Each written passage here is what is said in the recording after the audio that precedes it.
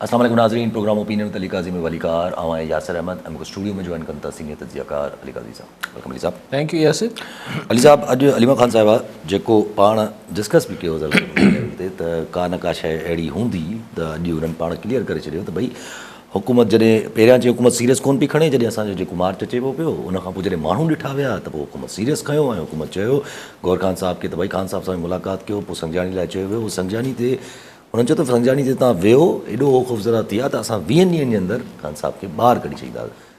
पर न थियो ई। अच्छा, हाणे ॻाल्हि इहा आहे त अलीमा ख़ान साहिबा इहो जॾहिं चए थी त हुननि चयो हुकूमत चयो त तव्हां संजानी ते वेही रहो, 24 तारीख़ ते जेको धरणो वारो मार्च लॉन्ग मार्च हो त असीं 20 ॾींहंनि में इमरान ख़ान खे छॾे ॾींदासीं। अवल त मूंखे सम्झ नथो अचे त छा अलीमा ख़ान वारा PTI वारा हुकूमत सां ॻाल्हाए रहिया, राणा सनाउल्ला आसरो ॾिनो, ख्वाजा आसिफ़ ॾिनो या मोहसिन नक़वी ॾिनो, या जेके हुनखे छॾण जी ख़ान जी छॾण या ॿधण जी ताक़त रखनि था उन्हनि ॾिनो, बहरहाल जंहिं बि ॾिनो, हुकूमत ई चई वठूं। अच्छा, इहो बि मञी वठूं त इमरान जी 20 ॾींहंनि में जेको हुननि बकौल मुबैना तौर ते अलीमा ख़ान साहिबा चवाणी त हुनखे 20 ॾींहंनि जे अंदरि जेको छॾण जो वादो कयो वियो, हलो उहो वादो ईअं मिड़ी टरखाइण लाइ हो, ग़लति बयानी ई सही। 20 ॾींहंनि खां पोइ अगरि ही संजानी ते वेही बि रहनि हा तॾहिं बि हू न छॾीनि हा, मिसाल। लेकिन इन जो मतिलबु यासिर साहिब इहो कढो त अगरि अहिड़ो को वादो थियो कूड़ो ई सही त माना एतिरी लचक त हुकूमत वटि अची वई 24 तारीख़ ते त भई हिनखे आसरो त ॾियो, फ़िलहाल त ॻाल्हि खे टारियो। त मतिलबु इहा जेका सोच आहे त ख़ान खे छॾिजे, इहो हाणे ऑन कार्ड्स आहे, इहा मौजूदु आहे। हाणे सिर्फ़ु इहो आहे त कहिड़े शर्तनि ते छॾिजे, कॾहिं छॾिजे, कीअं छॾिजे, कंहिंजी ज़मानत ते छॾिजे, कंहिंजी फ्यूचर में कीअं मामलात ख़ान सां हलंदा न हलंदा, इहे सिर्फ़ु हाणे आहिनि जिन ते ॻाल्हियूं अटकियल आहिनि। यानी इहो ऑप्शन त आहे न, मतिलबु हाणे त पोइ इहो ॾिसणु खपे त अगरि इहे हो वादो कूड़ो ई सही, 20 ॾींहं संजानी ते छो न पियो वेही सघे धरणो? अगरि उनखे KP हुकूमत मां मानी टिकी ईंदी रहे, आराम सां वेही रहे त 20 ॾींहं वेही रहंदा, त पोइ छा स्पॉइलर केरु हो? छो वठी वियसि डी चौक ते? ख़ान साहब त चए थो त भई बुशरा बीबी खे मूं चयो त डी चौक ते वञो, पर ठीकु आहे, उनखे पंहिंजी घरवारी जे डिसीशन खे ओन करणु खपे, उनजो दिफ़ा करणु खपे। लेकिन हुन महिल छा फ़ोन ते बुशरा बीबी अडियाला जेल में ॻाल्हाए रही छा? त सिचुएशन जेका आहे, मतिलबु आउं जेको सिर्फ़ु हिन मां ॿी ॻाल्हि अलीमा ख़ान साहिबा जी पंहिंजी जाइ ते आहे, ऐं रुको हिन में इहो पहलू जेको आहे मुंहिंजे लाइ अहमियत जोॻो आहे त माना वादो थियो हो, अलीमा ख़ान चवाणी कूड़ो ई सही, वादो त थियो हो न। मतिलबु इहो ऑप्शन जेको काफ़ी ॾींहंनि खां पाण चऊं था त ख़ान जी रिहाई जा सुरबाट आहिनि, चोॿोल आहिनि, नेगोसिएशन हले पई, ॻाल्हियूं हलनि पियूं, त माना उहो पाण जेके ॻाल्हियूं करे रहियासीं उहे बेबुनियाद न आहिनि। हाणे त हिकिड़ी धुर पाण पंहिंजे वातां चए पई, पोइ तव्हां इंडिकेटर्स ॾिसो त कल्ह जेल में शेख रशीद खे ऐं फवाद चौधरी खे मुलाक़ात करण लाइ अडियाला जेल में एक्सेस ॾिनो वियो आहे। ॾिसो, PTI जा गौहर ख़ान फलाणा ढिमकाणा वञनि त हू त हुननि जा वकील बि आहिनि, PTI जा अॻुवान आहिनि, पर अडियाला में ही को ईअं आम कैदी नंबर 803 त न आहे न, ही 804 आहे। त कैदी नंबर 804 सां केरु मिलंदो न मिलंदो एॾो सवलो थोरी डिसाइड थी, इहो त को ॿिए हंधि तइ थींदो न। सुप्रिटेंडेंट जेल त ग़रीब कोन फ़ैसिला कंदो, अॻूणो प्राइम मिनिस्टर चवे थो इजाज़त मिले त। शाहिद ख़ाकान अब्बासी साहब चए थो त अगरि मूंखे सिस्टम इजाज़त ॾे, हाणे सिस्टम सां सम्झो था मतिलबु, हाणे सिस्टम मतिलबु सुप्रिटेंडेंट अडियाला जेल त कोन्हे, त पोइ आऊं बि मुलाक़ात करे सघां थो। यानी हींअर खोड़ माण्हू जेके सफ़ा ईअं हिस्ट्री हिकिड़े पासे वेही रहिया हुआ, उहो वरी मुलाक़ातनि लाइ हुननि खे इजाज़त मिले पई, हा करे वठो ॾिसो छा थो चए। फवाद सम्झाए चौधरी वठोसि, ॾिसो सम्झाए ॾिसो ॻाल्हि अगरि किथे ॻाल्हि में अचे ॻाल्हियुनि में अची वञे उहे त ॻाल्हियूं अलॻि बि हलनि पियूं आउं सम्झां थो ज़ाहिर आहे त फवाद चौधरी हुजे शेख रशीद हुजे हू तव्हां वारो वावडा बि चवंदो अचे थो त मां बि पुल जो किरदारु अदा कयां पियो मां त ॿाहिरि बि वञा थो हेॾे बि वञा थो सभु कुझु कयां थो जी ठीकु त मतिलबु इहो आहे त जीअं जीअं फेबरवरी वेझो जनवरी 20 जनवरी वेझो अचे पई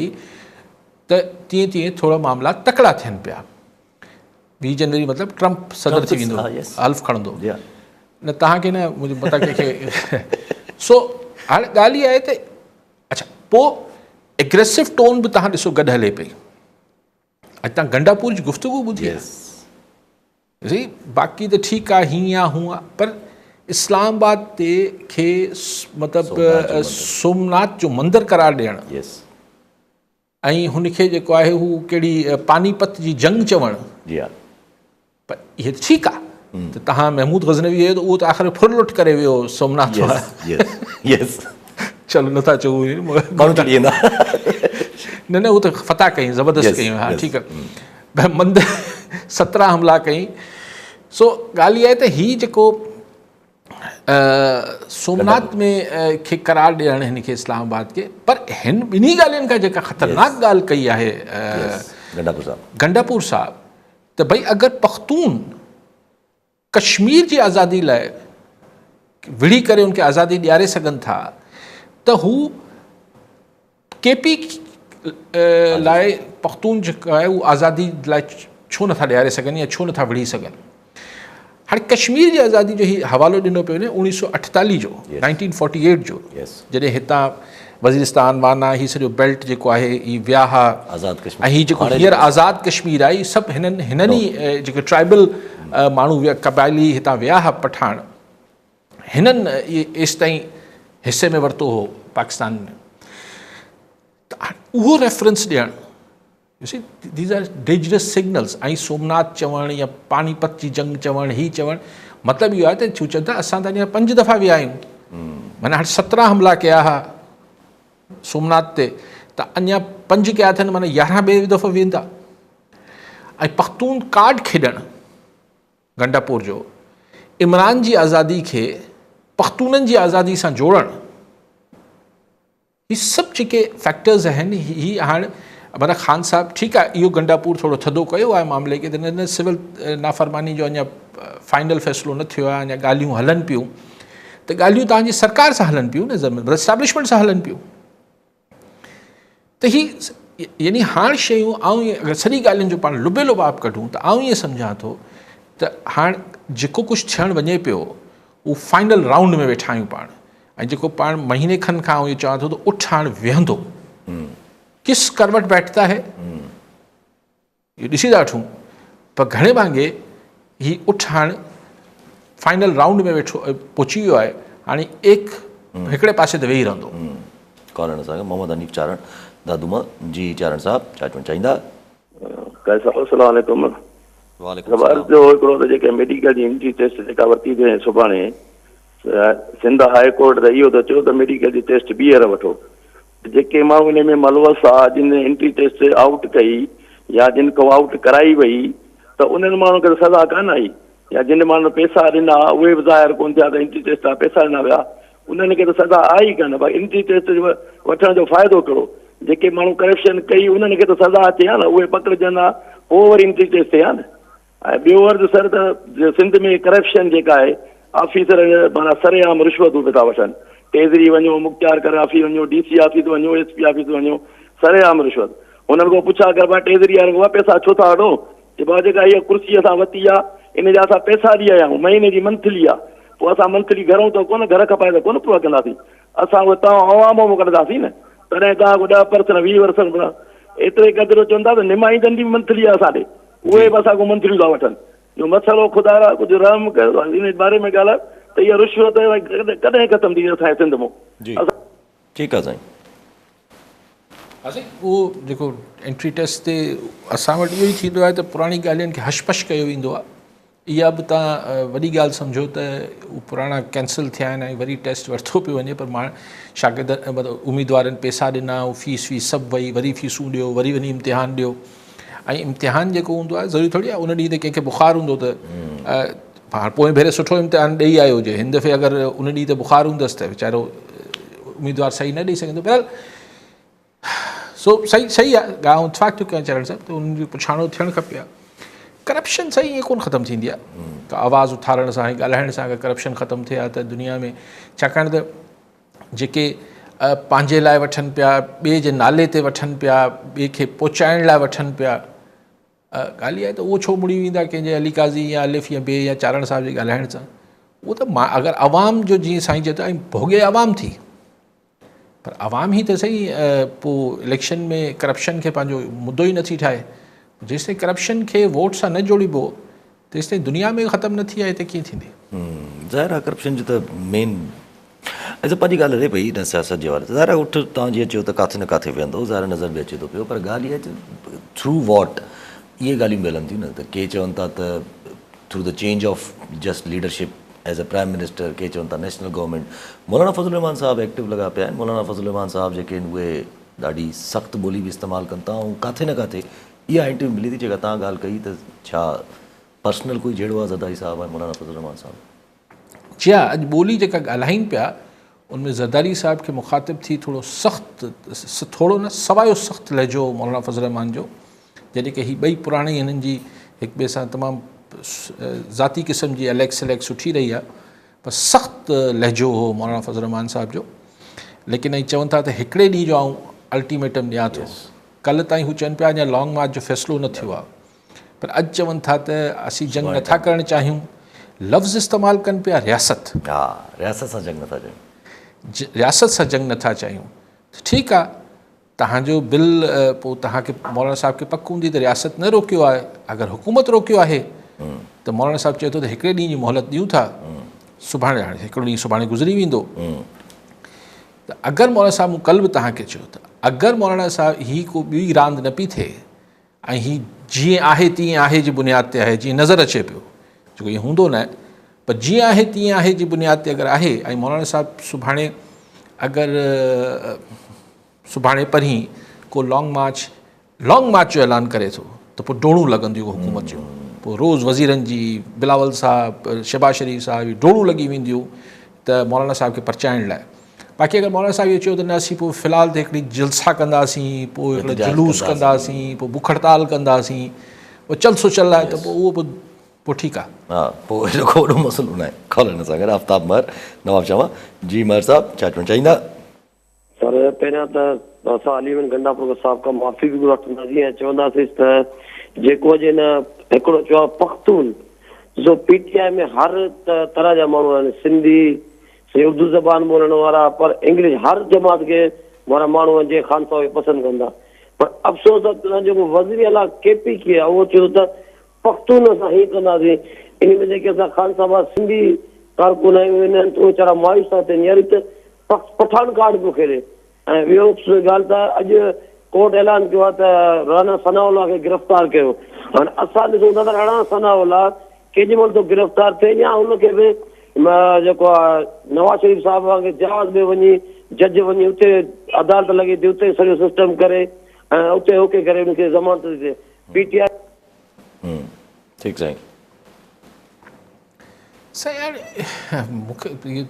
ख़बर न आहे साईं, उहो पख्तून कार्ड खेॾे पियो, हा सीधे सिधो खेॾे पियो, ऐं ज़ाहिर पख्तूननि जो हू चीफ मिनिस्टर आहे।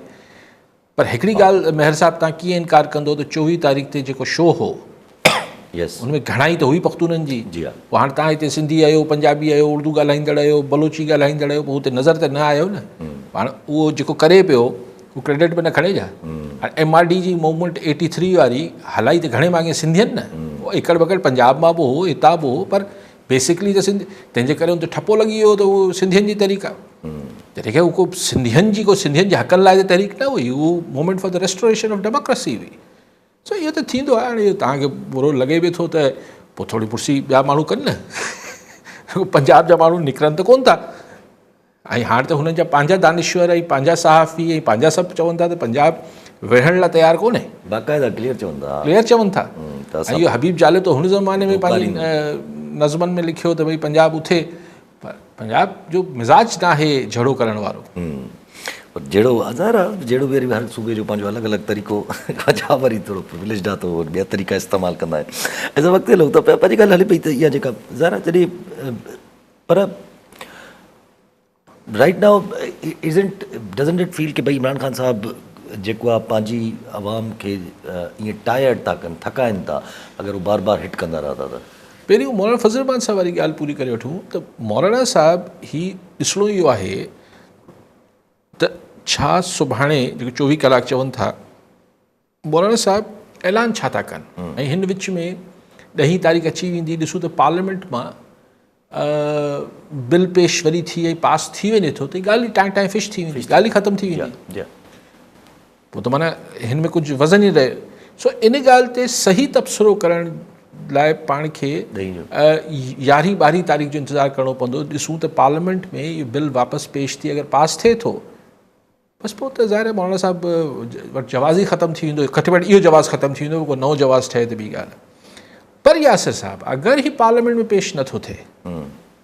छाकाणि त पार्लियामेंट में ॾिसो न मूंखे इहा ॻाल्हि केरु सम्झाए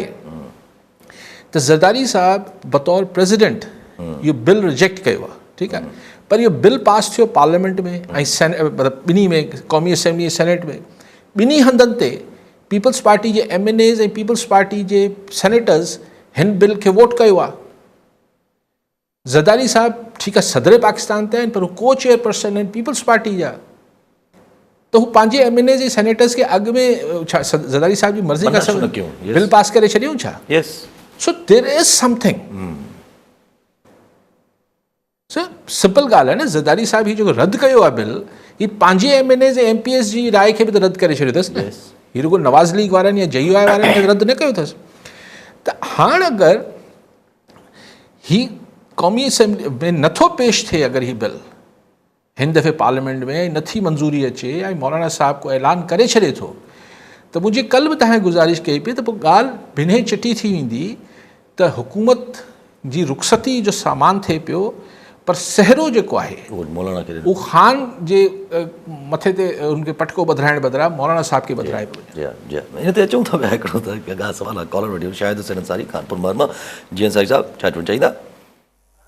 साईं अस्सलाम वालेकुम। जी वालेकुम सलाम।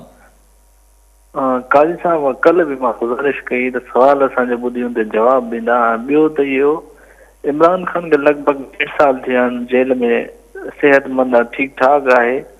जॾहिं ज़रदारी ऐं नवाज़ शरीफ़ या शहबाज शरीफ़ खे जेल में विधो वियो त उहे यकदम में बीमार थी पिया कंहिं महिल व्हीलचेयर ते गेले खणी ईंदा कंहिं महिल स्ट्रेचर ते खणी ईंदा। हाणे जॾहिं खां वज़न थियो आहे त कहिड़ो इंजेक्शन हणायो आहे ताक़त वारो अॼु ताईं न बीमार थिया न हुनजे चेल में सूर पिया न उहो हाणे तकलीफ़ में जीअं हुकूमत में अचनि था बिल्कुलु ठीकु ठाक आहिनि जीअं वञनि था मां बीमार थी किरी पवनि था पिया। थोरो हिन ते महिरबानी करे ॻाल्हाईंदा। ठीकु साईं। अंसारी साहब चओ था त काई साहब जवाबु ॾे से आउं को मेडिकल डॉक्टर तो न आहियां ॻाल्हि जी जेको सवाल आहे तव्हांजो हू छो था बीमार थी वञनि ऐं ख़ान छो नथो बीमार थिए से ख़ान वधीक फिट हूंदो। हाणे इहो त कहिड़ो इंजेक्शन मूंखे त इंजेक्शननि जा नाला बि नथा अचनि मूंखे त I am not a medical को डॉक्टर त आहियां कोन आऊं जवाबु छा थो ॾेई सघां। हू बीमार थींदा हूंदा हीउ नथो थिए हीउ वधीक फिट हूंदो इहो आउं त एतिरो ई चई सघां थो सर मूंखे कहिड़ी ख़बर आहे सही चए थो जवाबु ॾियां हुजे छा जवाबु ॾियां। अच्छा पर अगरि जे मौलाना फज़ल रहमान साहिब खे अगरि जो इहो सहरो पहिराए थो त विल इट हेल्प थींदी हिन में का शइ जेको अगरि को प्लान आहे त ख़ान साहिब खे सहरो इहो न आहे ॾियणो त at the end of the day matter करे थो छा त मौलाना फज़ल रहमान कहिड़ा ई हुकूमत या कंहिं कहिड़ा बहरहाल सर ॾिसो न सॼो क्रेडिट अगरि ख़ान साहिब खे ॾेई छॾिबो त पोइ हिकिड़ी जेका मॉरल हिकिड़े हेठि माण्हुनि में जेको हिकिड़ो उहो बीहंदो माहौल जुड़ी वेंदो त भई हाणे अगरि जीअं डाठी आहे असां वटि इहो थींदो आहे न जेको डाहींदो आहे उनखे मिलंदी आहे न नेक्स्ट हुकूमत त क्रेडिट जेको आहे उहो अगरि ख़ान खे ॾेई छॾियूं त पोइ मतिलबु ख़ान अॻु में ई एतिरो हुनजो हाइप क्रिएट थियल आहे नेशनल ऐं इंटरनेशनल लेवल ते पोइ त अलाए किथे पहुची वेंदो त जेल मां वेही हुकूमत ठाहे छॾी। अब्दुल सबूर सुमरो शिकारपुर मां जी सुमरो साहब छा चवणु चाहींदा? अस्सलाम वालेकुम यासिर साहब। अस्सलाम वालेकुम काई साहब। केनालनि मुतलिक़ ॻाल्हाइणो हुयो त अञा हुननि जो फ़ैसिलो न थियो आहे त रुकेश जी आई त पीपल्स पार्टी जेका लेडीज़ विंग आहे उहा ऐं हारी कमेटी ऐं क़ौम परस्तनि जी जेके लेडीज़ विंग आहिनि इहे 2-3 लख गॾिजी थी करे ऐं भले पोइ तव्हां पीपल्स पार्टी ऐं ॿिया हुजनि पर लीड जेका करे उहा लेडीज़ विंग करनि ॿिनि सभिनी जूं ऐं कमू शही ते हिकिड़ो वॾो धरणो वञनि ऐं उनजे पोइ तो निसार खोले वारा ऐं ॿिया गॾु हुजनि इहो हिकिड़ो नओं रंग हूंदो ऐं केनालनि मुतालिक़ जेको आहे मूवमेंट हूंदी भले पीपल्स पार्टी उते मुज़ाकरात करे मदर विंग ऐं हेतिरो डिस्टेंस आहे डिमॉन्स्ट्रेशन कनि थैंक यू सर ठीकु साईं वी कॉल मीर एजाज़ टालपुर टंडो ॼामो वञो जी टालपुर साहब छा चवणु चाहींदा तव्हांखे काई साहब खे सलाम हुजे ये ज़िक्र साईं मौलाना फजल रहमान जो पियो हले जेको आउं त सम्झां थो इहो चांहि जे कप में तूफ़ान आहे वरी बि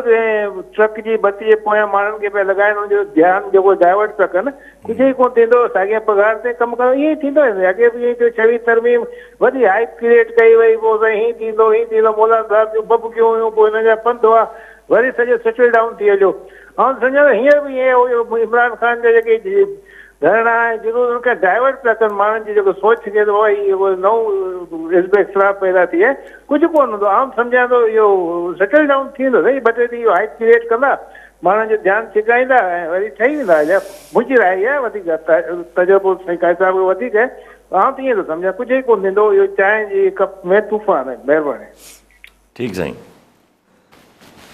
सुमरो साहब चयो त लेडीज़ ख़वातीन मुख़्तलिफ़ पार्टियुनि जूं वञी पीपल्स पार्टी वारा अॻवानी कनि वञी धरणो कमू शहीद थियण से कमू शहीद ते मोहतरमा शहीद जी अॻवानी में धरणो लॻो हो कालाबाग जे ख़िलाफ़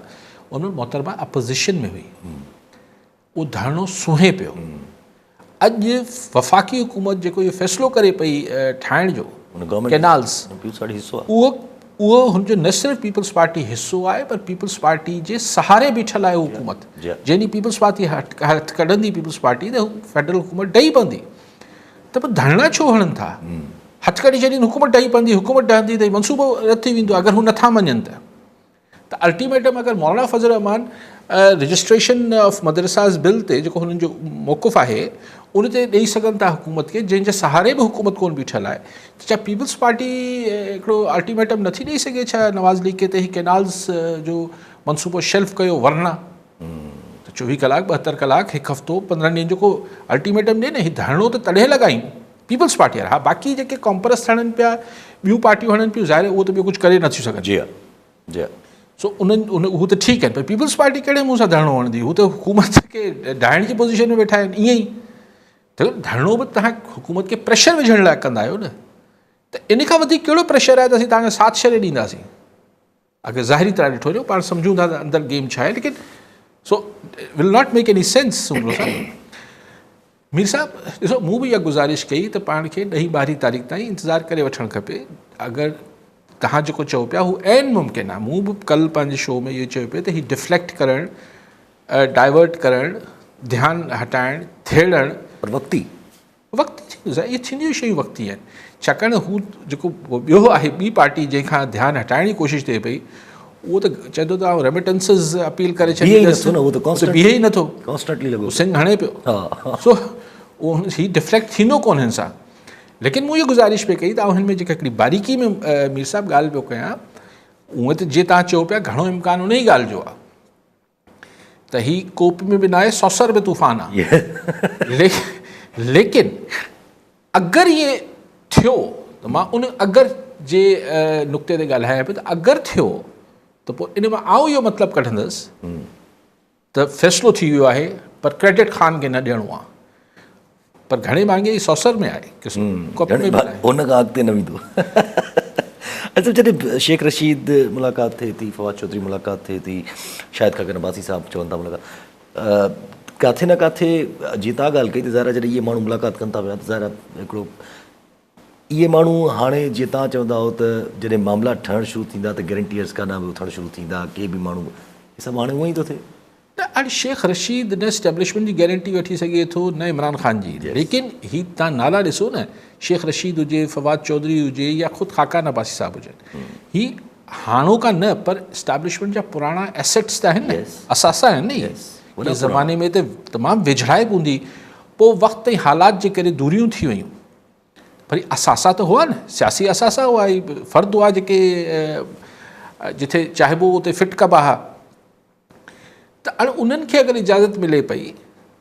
उन्हनि खे इजाज़त सुप्रिटेंडेंट खां वठराए ॾिजे पई त तव्हां वञी मुलाक़ातूं करे अचो, त दैट मीन्स के शयूं हिकिड़ी कॉन्स्ट। हीअ ॾिसो न, मिसाल शेख रशीद ऐं फवाद चौधरी सां इमरान ख़ान पंहिंजी PTI जी फ्यूचर स्ट्रैटेजी ते डिस्कस न कई हूंदी न। ज़ाहिर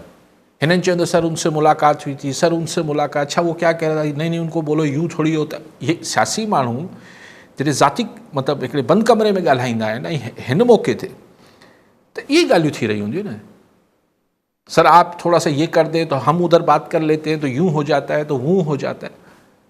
तो आउं सम्झां थो त दैट मीन्स के सिर्फ़ु पसे पर्दा न, हाणे त पर्दे जे अॻियां बि हीअ जेके पुराणा एसेट्स आहिनि, यस हीअ जेके पुराणा असासा आहिनि, हीअ बि ॿाहिरि अची विया आहिनि।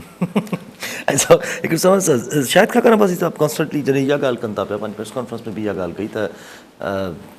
नवाज़ शरीफ़ साहब जे हथ में आहे। नवाज़ शरीफ़ साहब उन वक़्तु बि चाहे हा त मुल्क जा हिन वक़्तु सिमत बहितर हुजे हा, नवाज़ शरीफ़ साहब जे हाणे बि हथ में आहे त नवाज़ शरीफ़ साहब चाहे त थी सघे थो। सर ॾिसो, इहा ॻाल्हि शायदि खाकान अब्बासी साहब पुराणो दोस्त आहे नवाज़ शरीफ़ साहब जो, उनजो वेझो आहे, एतिरो उनसे एतमाद हो नवाज़ शरीफ़ खे त पंहिंजी जाइ ते वज़ीर आज़म ठाहे छॾियईं। ऐं पुराणो खिलाड़ी आहे खाकान अब्बासी साहब। पर इहो त पाण जहिड़े माण्हू बि हितां काफ़ी अरसे अचे नवाज़ शरीफ़ जेको आहे, बहरहाल हुन इहे ॿई पासा ॾिठा आहिनि। त खाकान अब्बासी साहब जेको चवणु चाहे पियो त अगरि हू फ्यूचर में ॾिसे पॉलिटिक्स खे त हीउ मौक़ो आहे जिथे पॉलिटिकल फोर्सिस ताक़त वठी सघनि थियूं। हू लेकिन खाकान अब्बासी साहब जेतिरी वॾी फरमाइश नवाज़ शरीफ़ साहब खां करे पियो, आउं नथो सम्झां मियाँ साहब मञंदो। ही मतिलबु हिस्ट्री में जहिड़ो रहण जो हरूभरू हर कंहिंखे शौक़ु न हूंदो आहे। जी हा, हू चवंदा यार मूंखे हेॾी त, ऐं मियाँ साहब खे पाण सां थींदड़ ज़्यादतियूं विसरनि कोन थियूं, त ज़ाहिर ख़ान जे दौर में हुन सां ज़्यादतियूं त थियूं आहिनि, पर इहा ॻाल्हि मियाँ साहब बि ॼाणे थो त ज़्यादतियूं रुॻो इमरान ख़ान न कयूं हुयूं, करण वारनि कयूं हुयूं। बहरहाल जेको थियो, मरियम पर्सपेक्टिव त हिकिड़ो एड थी वियो आहे न। मरियम जो फ्यूचर आहे त इहो जेको खाकान अब्बासी साहब उमेदु लाहे पियो उन सां नवाज़ शरीफ़ खां, उहो अजाई उमेदु आहे। लेकिन इहो चवणु खाकान अब्बासी साहब जहिड़े माण्हू जो त सही मसइले जो हल नयूं चूंडूं न आहिनि। यस, मिड टर्म चूंडूं, नयूं चूंडूं, विचे मुदे वारियूं चूंडूं, जेको चओ फ्रेश इलेक्शन या मिड टर्म इलेक्शन, जेको चओ, पर इलेक्शन न। त इलेक्शन मसइले जो हल न आहे त अब्बासी साहब छा चवणु चाहे पियो त मसइले जो हल छा आहे पोइ? पॉलिटिकल सोल्यूशन ॿियो छा आहे? छा खाकान अब्बासी साहब इहो अणसिधी तरह चए पियो त क़ौमी हुकूमत मसइले जो हल आहे? घणा माण्हू चवनि था, फवाद चौधरी बि चए थो। ठीकु आहे, क़ौमी हुकूमत मसइले जो हल आहे, 6 महीने लाइ 8 महीने लाइ। या खाकान अब्बासी साहब चवणु चाहे थो त भई जीअं हले पियो ईअं हलणु ॾियो, ख़ान साहब हिकिड़ी हदनि में रहंदे अपोज़िशन करे, जंहिंमें हुकूमत ॾाहिण एजेंडा न हुजणु खपे, तनक़ीद करे, ही करे, हू करे, इस्टेब्लिशमेंट खे न निशानो बणाए, हुकूमत ताईं महदूद रहे ऐं पंहिंजी सियासत करे, ऐं साल 2 साल 3 सालनि खां पोइ इलेक्शन थिए। हाणे टेक्निकली त इलेक्शन अगरि पाण आइन जे रूह सां हलूं त अञा 4 साल आहिनि। मुमकिन कोन्हे त ख़ान खे छॾीनि त ख़ान 4 साल लाइ मञे, मुमकिन ई न। So end of the day हल त सही, सोल्यूशन त आहे ई मिड टर्म चूंडूं, ॿियो को सोल्यूशन आहे ई कोन्हे। अब्बासी साहब छा बि चई वठे, नेशनल गवर्नमेंट, ऐं बार बार चवां थो, क़ौमी हुकूमत सां मुराद छा आहे? सभु गॾु वेहनि, भई सभु त गॾु आहिनि न, पर हुन सभ में PTI न आहे ऐं मौलाना फज़ल रहमान न आहे। फज़ल रहमान साहब बहरहाल विचथरो आहे, बेसिकली PTI न आहे। हाणे PTI जी हिननि कटे कटे कटे ट्रिब्यूनल्स मां हितां हुतां, हींअर बि घणी सीटूं आहिनि क़ौमी असेंबली में, 80-90 त आहिनि न, 100 के क़रीब अथनि, 100 जे लॻभॻि। ऐवान हूंदो आहे 300 समथिंग जो, 360 366। ठीकु आहे, त पोइ छा कंदो, हिन खे केतिरो 42 छा कंदा, कुझु नथा करे सघनि। 100 सीटूं त रखी वेठी आहे न हिकिड़ी जमात। 100 सीटूं जेको हिकिड़ी जमात रखी वेठी आहे, पीपल्स पार्टी खां वधीक सीटूं त ख़ान वटि आहिनि, त माना पोइ पीपल्स पार्टी खां वधीक हिसो ॾिजे न नेशनल गवर्नमेंट में हुननि खे। ऑब्वियसली त ऐं पोइ छा इमरान ख़ान इहो मञे त शहबाज शरीफ़ साहब हुजे, बिलावल साहब हुजे, अलिफ हुजे, बे हुजे, उनजे अंडर जेको आहे शाहमूद कुरैशी ऐं इहे माण्हू वञी बैरिस्टर गौहर वञी वज़ीर थी वञनि जा। अच्छा, अगरि मिसाल मञी बि वठे, आउं पंहिंजी टके पैसे जो मूंखे एक्सपीरियंस आहे पावर गेम खे वेझे खां ॾिसण जो, इहा ॻाल्हि मुंहिंजी लिखी वठो यासिर साहिबु, अगरि नेशनल गवर्नमेंट बि ठही वई न त बि हू 6 महीननि खां मथे किसो नथो हले, न हली सघंदो। आख़िर में वरी सोल्यूशन 2 ई आहिनि। यस, ॿियो सोल्यूशन न आहे, ॿियो त वरी 2 अंजाम आहिनि हिन ॻाल्हि जा, या मिटम चूंडूं या सिस्टम खे फारिग करे छॾिजे, आइन फारिग थी वञे, चढ़ी वेही रहिजे, पाण अची वञिजे, पर उहो को सोल्यूशन न आहे। लेकिन चइबो आहे न कंहिं शइ जा अंजाम छा थी सघनि था। End of the day this crisis, हीउ जेको बुरहान आहे, हीउ ॿिनि मां हिकिड़े हंध ते वञी लीड करे थो। अच्छा, उहा ई ॻाल्हि आहे न। बाक़ी जेको नेशनल गवर्नमेंट जी ॻाल्हियूं हलनि थी पियो, त माण्हू अक्सर बेक्सर सजेस्ट कनि था त नेशनल गवर्नमेंट में गॾु वेही करे की अपॉइंटमेंट्स कनि ऐं इलेक्शन जी तरफ़ वञनि, त की अपॉइंटमेंट्स में हिननि जो इतफ़ाक़ थी सघंदो? न सर, काफ़ी मसाइल पैदा थी वेंदा, काफ़ी शयूं आहिनि, ऐं एतिरो जल्दी पर आउं चाहियां थो त अगरि इन ॻाल्हि लाइ ख़ान मञी बि वठे त इन्हनि पार्टियुनि सां वञी गॾु वेही रहे जिन्हनि पार्टियुनि जी ते तनक़ीद करे या मुखालफ़त करे ही पॉपुलर थियो आहे, त हिकिड़ो त ख़ान पंहिंजी पॉपुलैरिटी कॉम्प्रोमाइज़ करे छॾे। उहो त हिंट्स ॾियनि था न, उहो त अहसन इक़बाल साहिबु चवनि था असां बि त पंहिंजी जेको आहे उहो